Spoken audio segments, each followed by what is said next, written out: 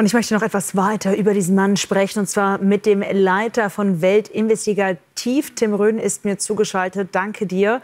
Denn ihr recherchiert natürlich schon seit Freitagabend intensiv über das, was in Magdeburg passiert ist und was auch zuvor eben nicht passiert ist.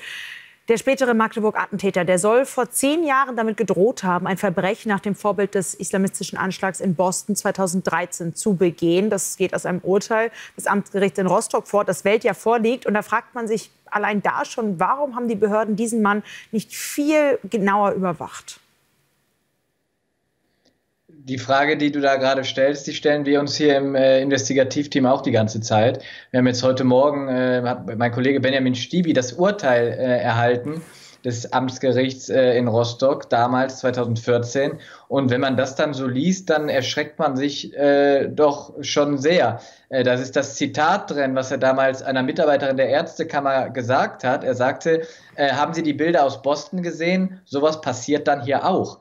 Also das Gericht ist dann zu dem Schluss gekommen, er hat es tatsächlich so gesagt, und daraus ist dann eben diese Verurteilung entstanden. Er hatte damals gesagt, in 10 Tagen soll was passieren, sonst soll er seine Arbeitserlaubnis sozusagen bekommen, sonst passiert was Schlimmes. Hat Boston erwähnt als Terroranschlag. Das ist schon sehr außergewöhnlich.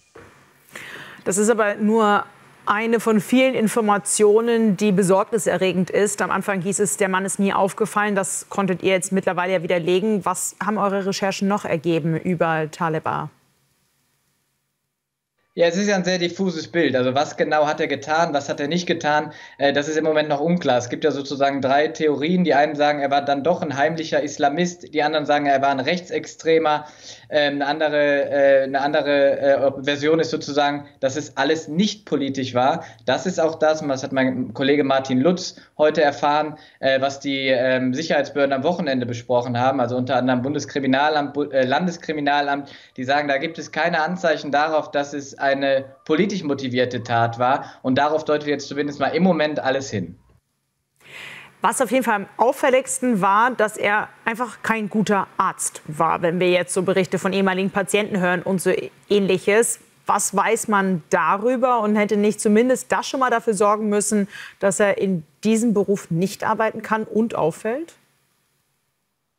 Mit Sicherheit. Also das Ding ist ja, er durfte keine Vorstrafe haben. Mit 90 Tagessätzen à 10 Euro hatte er auch keine Vorstrafe. Also als er dann angefangen hat, als Arzt zu arbeiten, musste das de facto nicht auffallen. Aber nichtsdestotrotz, das ist natürlich ein totales,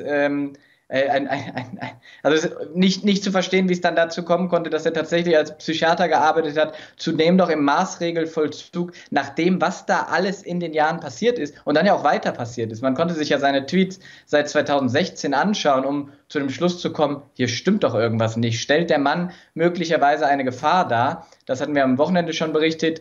Die Sicherheitsbehörden haben sich ihn dann nochmal genauer angeschaut und eben gesagt, nö.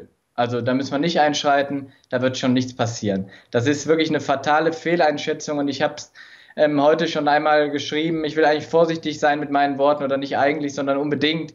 Aber wenn man sich das alles hier anschaut, dann muss man hier wirklich von einem Staatsversagen sprechen. Und dafür muss es Konsequenzen geben. Die politische Aufarbeitung, sie beginnt gerade erst. Besonders wichtig sind dafür weiterhin eure Recherchen. Ihr bleibt da dran. Tim, danke dir erstmal.